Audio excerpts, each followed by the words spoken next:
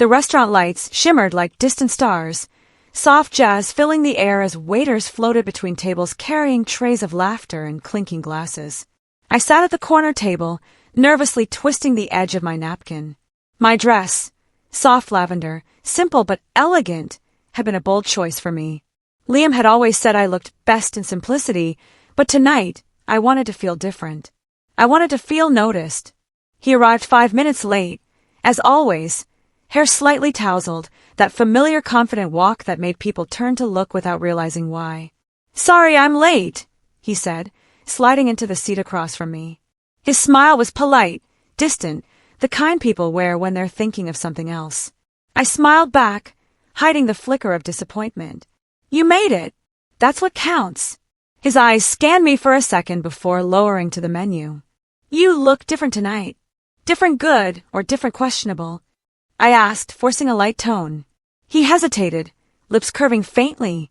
"Let's just say your dress is doing a lot." I laughed softly, but inside, something sank. I'd spent an hour debating whether to wear this. I wasn't trying to be too much. I just wanted to feel seen by the man I'd been dating for 2 years. But maybe that was the problem. I wanted too much, and he'd stopped wanting it all. The waiter came, we ordered, and the evening moved like a train on a track I couldn't get off. Polite conversation, small smiles, invisible walls. I used to adore our dinners, our shared glances, private jokes, but lately it felt like we were performing a version of ourselves we'd outgrown. When dessert came, he was already checking his phone. "Liam," I said quietly. He looked up. "Yeah. Do you still see me?" He blinked. "What do you mean?" "Of course I see you." "No," I said, voice trembling. "Not like that. I mean, do you see me, the person who sits across from you, waiting for you to actually look up?" He exhaled, rubbing his forehead. "Maya, please. You're reading too much into this. I've just been busy." Busy. The word that now replaced affection. The rest of the night blurred into polite goodbyes. When he dropped me home, he gave a quick hug, told me to rest well, and drove off. I stood by the door long after the taillights disappeared, my heart quietly unraveling. The next morning, I opened my closet and stared at my clothes. It wasn't just about the dress, it was everything. I'd been shrinking myself, softening edges, becoming smaller to fit into the mold he found comfortable. But love wasn't supposed to make you invisible. That afternoon, my friend Ava called. "You sound off.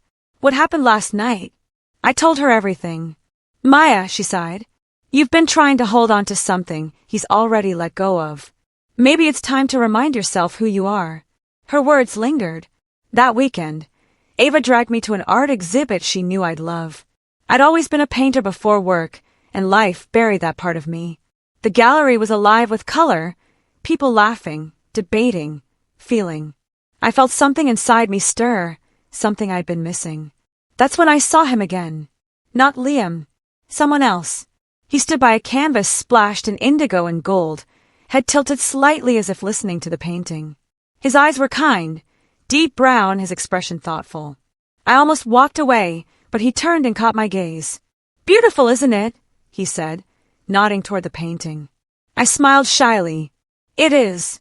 It feels like the sky after a storm." He grinned. "Exactly. Chaos and calm sharing the same space."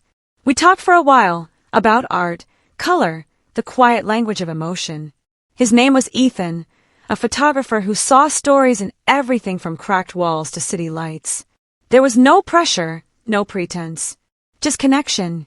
When we parted, he said, "You should paint again. You speak like someone who misses the sound of her own colors."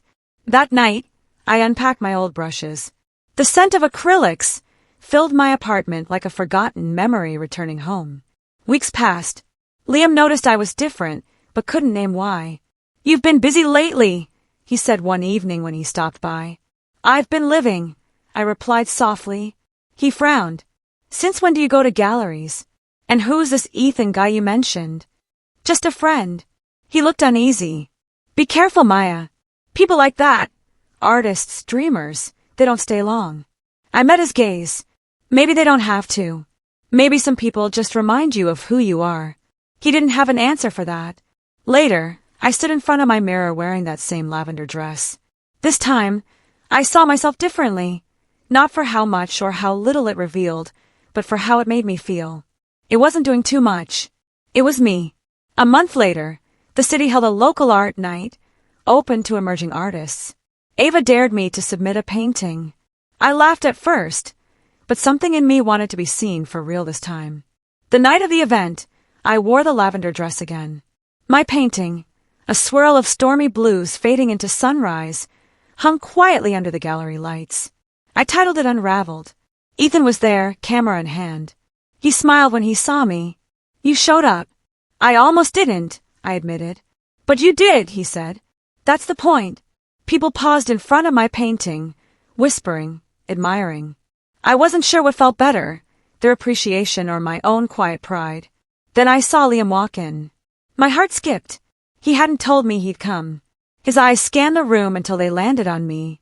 You painted this? He asked, stopping before Unraveled. Yes, I said. He stared at the colors for a long time. It's beautiful. I didn't know you had this in you. That's because you stopped looking, I said gently. He flinched a little, then smiled sadly. Maybe I did. You look different tonight, Maya. I smiled faintly. No. I just stopped dimming myself. He nodded slowly, as if realizing something far too late. When he left, Ethan walked over, noticing the look on my face. You okay? Yeah, I said softly. For the first time, I think I am. In the weeks that followed, my art found a quiet rhythm in my life. Ethan and I crossed paths often. Coffee, photo walks, late-night talks about colors and meaning. There was no rush, no expectation, just understanding. One evening, as the sun melted into the city skyline, he asked, Do you ever think about what people mean when they say you're too much? I smiled. All the time. He leaned on the railing beside me. I think people say that when they can't handle your full light. But light isn't supposed to shrink, it's supposed to shine. Something about that stayed with me. I realized Liam's words that night, your dress is doing too much, had never really been about the dress. It was about how uncomfortable he was with me being bold, visible myself.